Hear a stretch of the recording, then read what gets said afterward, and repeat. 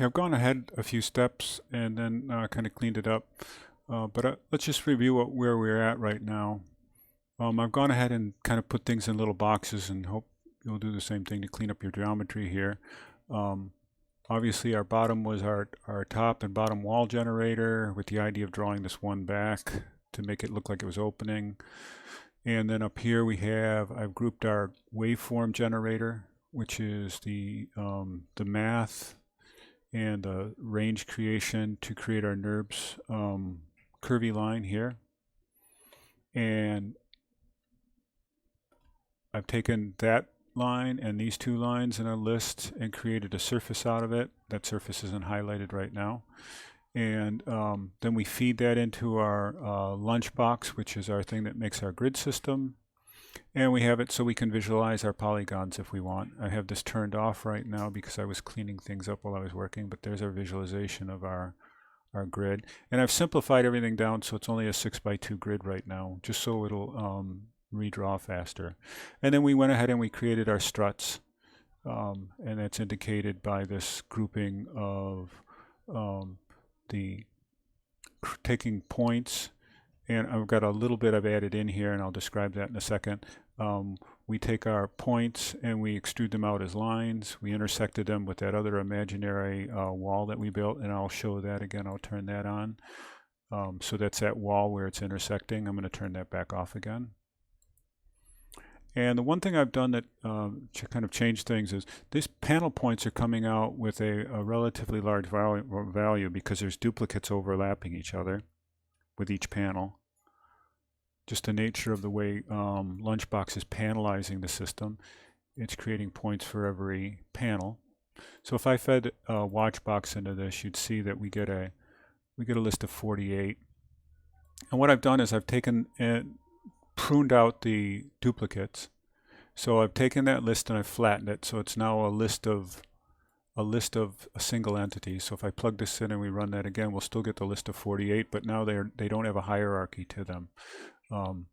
Once again, I'll put this one in so you can see that and run it. So we have, this is a list of lists, each one of the panels, a list of 4 points for each panel. And then when we flatten that, we get a list, which is just a raw list of all of the corners. And then we go through, and there are many duplicates here where each one overlaps another one, and you'll see that these two here, let me just zoom in here a little bit so we can see that better. You can see where some of these points are absolutely identical to each other. And so we prune those. So if I plug this in now and run this again, we'll get rid of duplicate occurrences of points. So that really reduces our stack down of panels, and that goes up significantly as we get to much larger panel setups. So let me pull this off of here. And so I've taken that number and flattened it down, and then I feed it into the line again. So we're analyzing less lines, we're intersecting less lines, and then we come up with this idea of a line by start and end point. Now, instead of making this a line, we can actually make it an object, or at least a cylinder. And that'll be the first thing we'll do to create some actual geometry. So I'm going to go to cylinder. And I want it by points and radius. And this will automatically point us in the right direction without a vector, because we already know a start point and we already know an end point.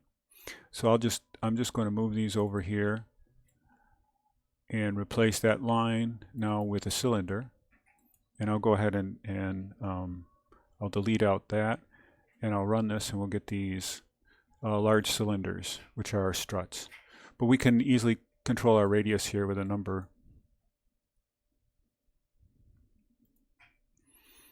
And we're working in feet, so I really want this number to be quite small. So 1/10 of a foot would be an inch, you know, or in the inch range. And so we actually want to be like maybe half of that, 0.05, because this is a radius. That'll give us almost a 1-inch diameter pipe. And then we'll go ahead and run that. You'll see that they're remarkably smaller now. Let me kind of zoom in here, and we can see one of the elements. All right, so now we've created a strut later on we'll actually assign that a material, so it'll appear in the Revit document. And we also want to create what would I call it? A rim around here, a thick element, and we have some tools that make that relatively easy to do. So I'm gonna first extrude the curves. So I need to grab the panel polys. I'm going to use a, excuse me, I'm jumbling around with my conversation here. I'll just demonstrate. Curve, extrude. And I'm really, I mean, we could actually be obviously putting an adaptive panel in here, but we want to, when you go a direction and a distance, and I'm going to take those polygons out of our panel and plug them into our function, and I'll run it and see what happens here. So immediately you can see what we're doing is we're extruding out the surfaces, and they're not all showing up here, and I'm not sure exactly why that is. Let me just rotate this around and see why we don't have all of our geometry here.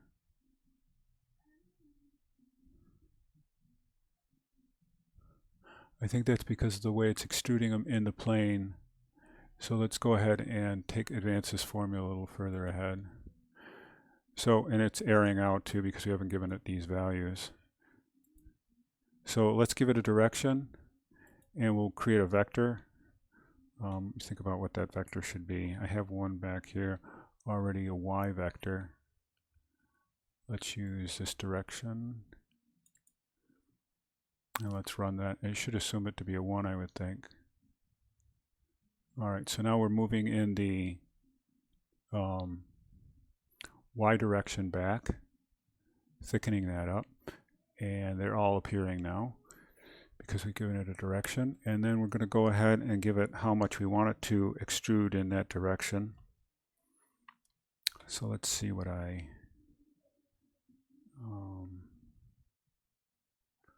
for distance I used. Sorry, I'm looking back to see.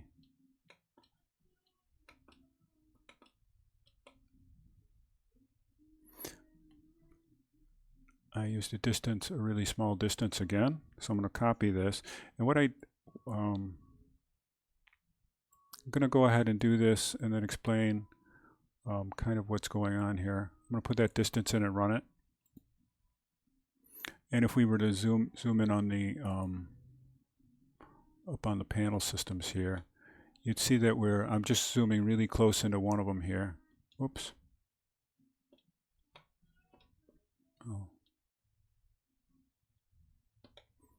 Just trying to gather. It's not quite as friendly as I would want it to be in visualization. Let's see if I can zoom back out to this.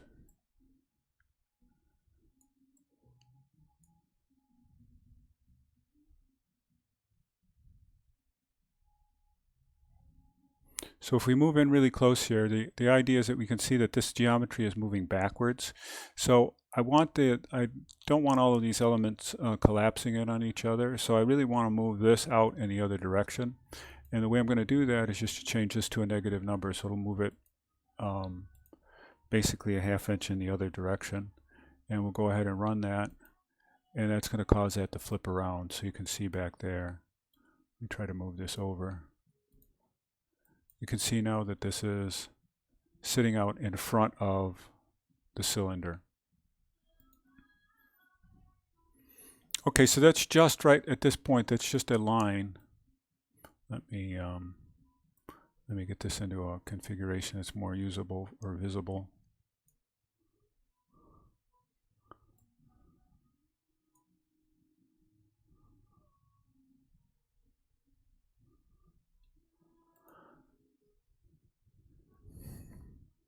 And we're only going in one direction right now, and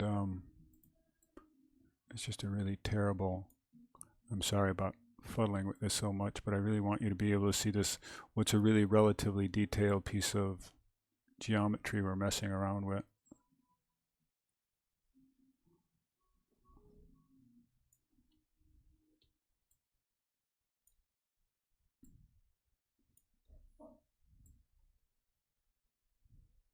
I'll leave it there and go back now. And now we have this thing extruded in one plane, and we really want to thicken it up. And there's actually literally a tool for that, thicken. So we'll do surface thicken.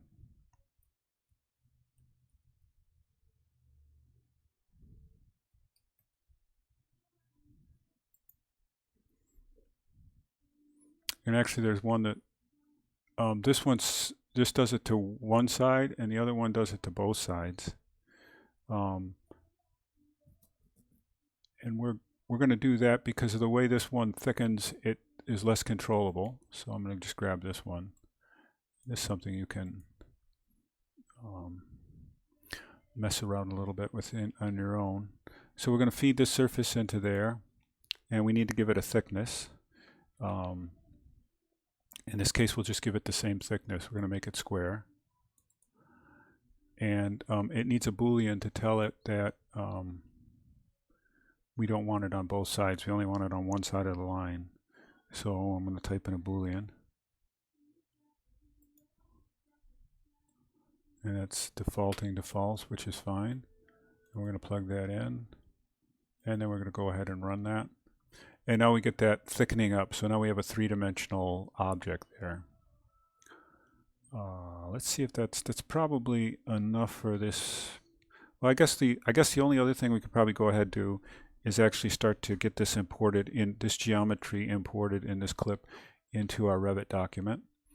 So we have two things going on right now. We've created both our cylinder geometry and our surface thickness. And I'd like to get rid of showing these points here. So I got to figure out how to turn those points off. They were showing their actual numbers. So we have both our cylinder geometry and now our rim or our edge geometry of our glazing system. And so we want to just bring those into Revit because they don't exist right now. So we're going to use our direct shape by geometry. And this is always so cumbersome. We're going to actually be able to create, I'm going to do a list create because I can combine both pieces of geometry. I'm just going to make them one color so they just have a form right now. So I'll put the cylinder in and I'll put the solid in. And that'll be our geometries that we want to feed in. We need categories, a category to assign it to.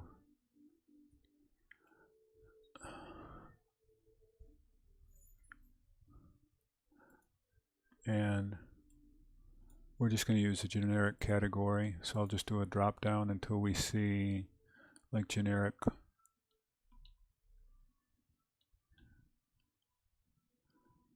Generic model. And we got to give it a material. So material by name.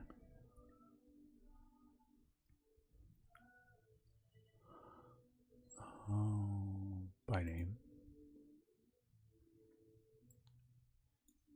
And we have to actually give it a name. We don't have to give it the object name, but we need to give the material a name, so we do that with a string.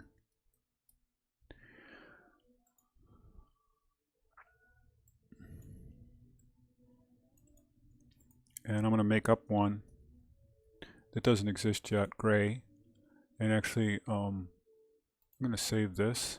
And I'm going to close off that window and go out to materials here, make a new material in our base document.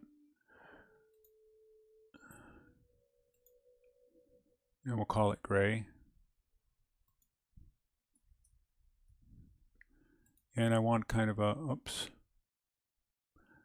I've done this already in this file, so I don't need to bother with it again. So you would need to make a gray. If I went to that gray, just to show you what I had done,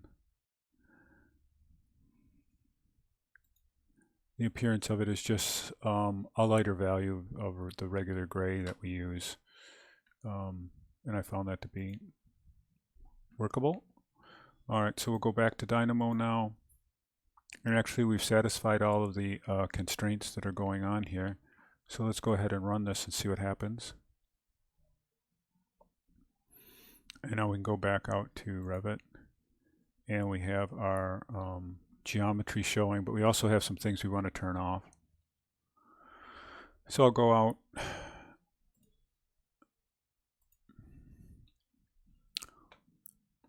and the things we want to turn off are this. We don't really need to see this polygon by points. I'm going to hold on to this polygon by points because we can use this polygon to be our glazing system. So I'll just turn its preview off, and I will turn off other things that will show up here. So curve extrude doesn't need to show.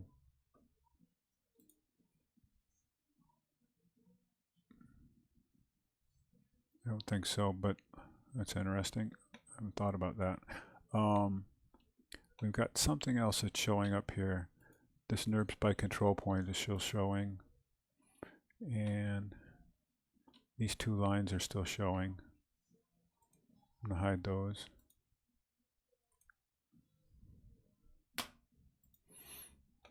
And let's go ahead and do one last run just to take it up to a higher resolution here. Let's do 36 by, I guess, 12. This will probably take a little bit to run, but I'm going to go ahead and save it and then run that. And if this takes a long time, you can just fast forward in your video.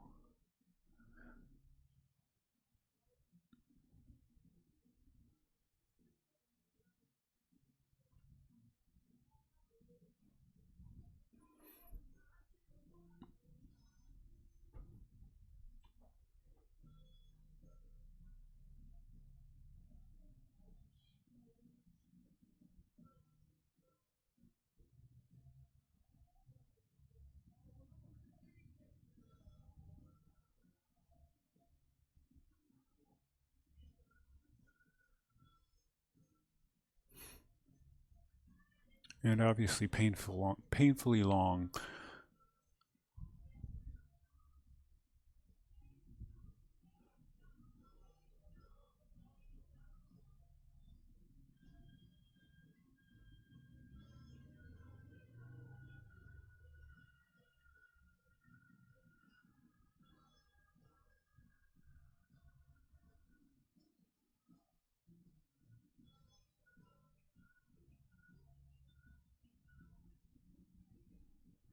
I would try to shorten the videos, which I have done, but with my video recording system, it seems to cause the voices to become off sequence. So I'm hesitant to cut out the video. You could probably, like I said, just decide to fast forward through this. I'll let it run out.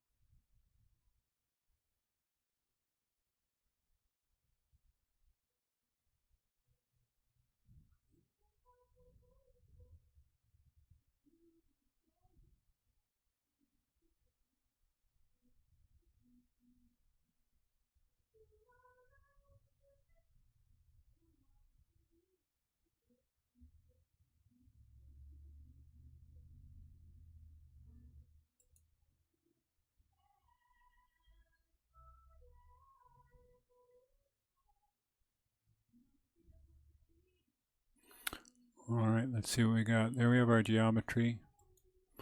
So hopefully you'll see this change in this screen appearance. I'll zoom in here so you can see what we've got going on. Let's go to a 3D view here. All right, so now we have really quite a detailed array of componentry. And I'm still showing these 3 lines. I don't know why that is.